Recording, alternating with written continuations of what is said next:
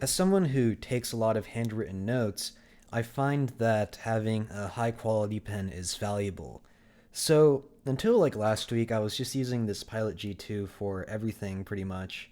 I just bought packs of these and would use them, and I decided to give a rollerball pen a try because this pen really wasn't cutting it. Like, for example, you have a piece of paper here, right? We write across, and if I don't put enough pressure, like nothing will show up. I'm still like writing across the paper, but nothing is even coming unless I like put substantially more pressure. And the benefit then is with this Pilot V5 high tech thing is there's like no pressure required. As long as I'm touching the paper, it will just write.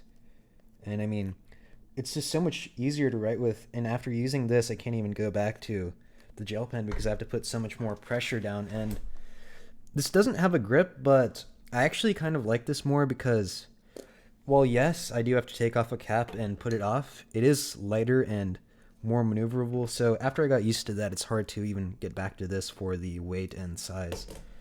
I don't know how long this will last, but I mean, these things are dirt cheap. They write extremely well. One downside of this, though, I guess, is that the tip can like bend if you put too much pressure on one point. So it's not even like perfectly straight on mine, although it's like not that difficult to fix. So I also tried getting a thicker one.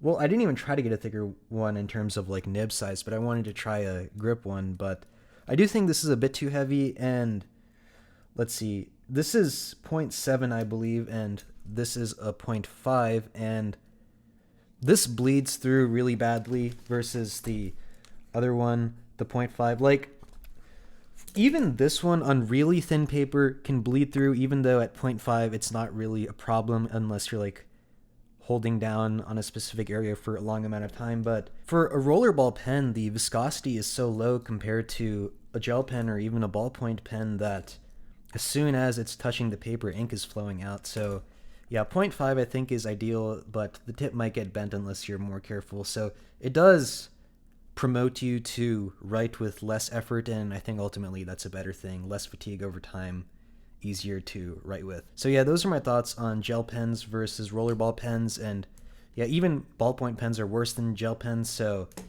yeah, definitely prefer rollerball pens.